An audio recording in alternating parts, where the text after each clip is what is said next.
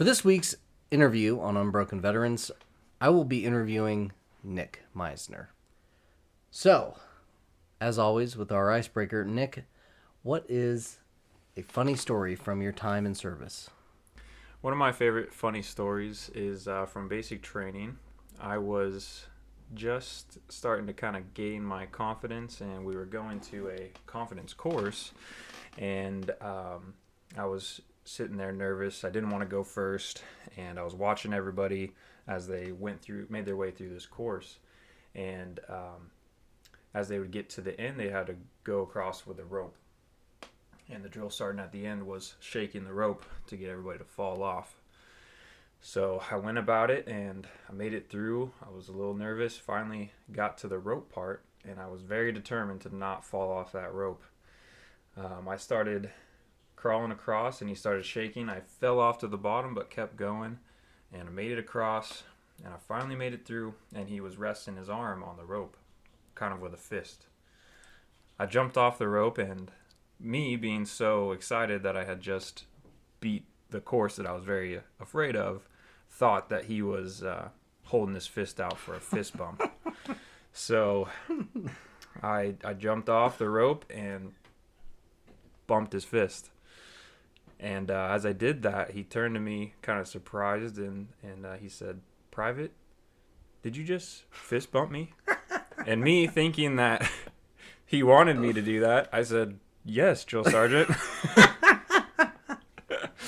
And I guess most of you can probably guess, I was down there doing some exercises after that, and I was pretty well known during the white phase of the guy that fist bumped a drill sergeant. And my mom will be very happy that I told this story, because now she can refer to this episode to tell everyone. I am also glad you told the story. Now, Nick, tell us, who are you and what do you do?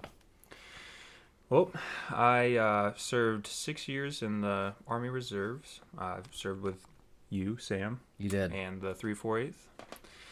We had one tour to Afghanistan, where I served as a team leader with a great group of guys and a great company. Too kind.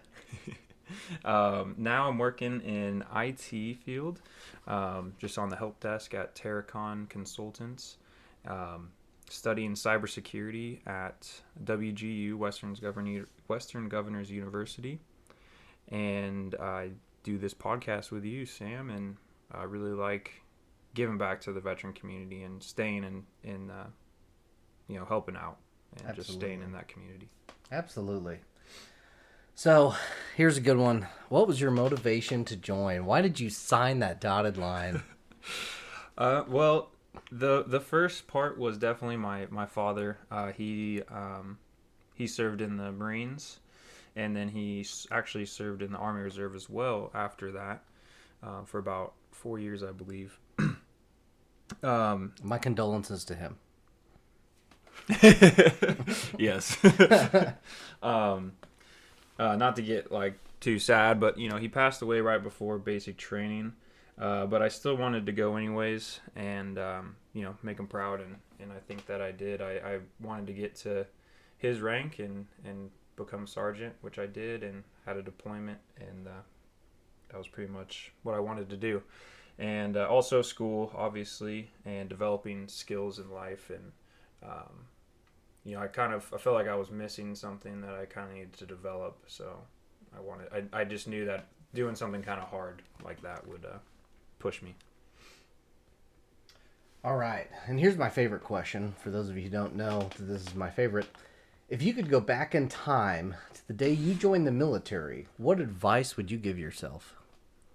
I would tell myself to be confident in myself, and that you'll never fully be prepared for anything that you do, especially in the military, because mostly you kind of just get thrown into stuff, kind of thrown into the fire, and that's kind of what I was done. But I feel like I held myself back because I wasn't confident in myself, and I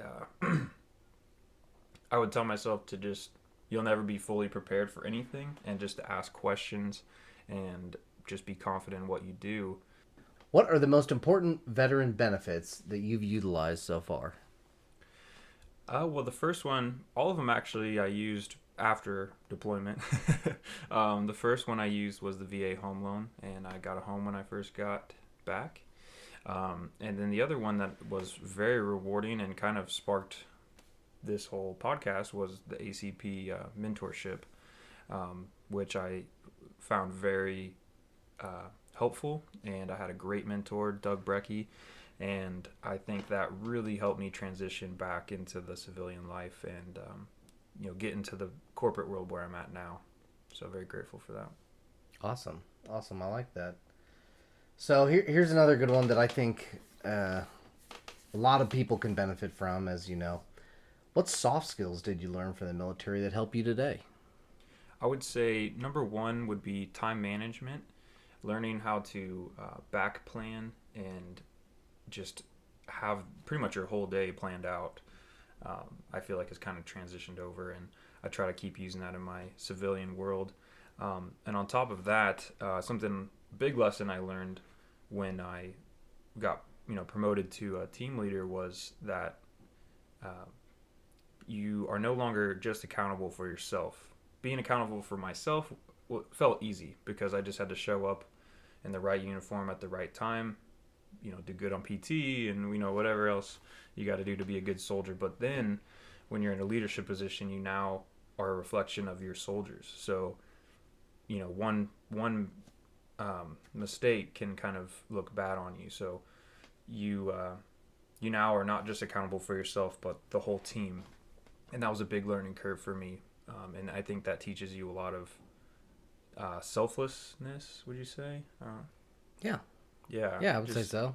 Because it's not about just you anymore. It's about the team, and it's something bigger than you. And I think that's something I'll try to carry on. All right. And finally, what were the biggest challenges that you faced, and how did you overcome them? I would say deployment was definitely the biggest challenge.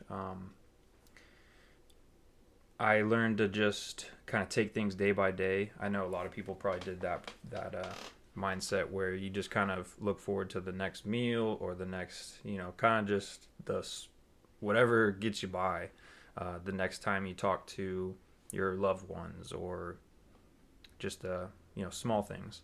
And also relationships, with my girlfriend, Sydney, and family members. Just you really had to communicate while you're gone, and you can't always communicate and tell them everything you want to tell them, because you're in a combat zone.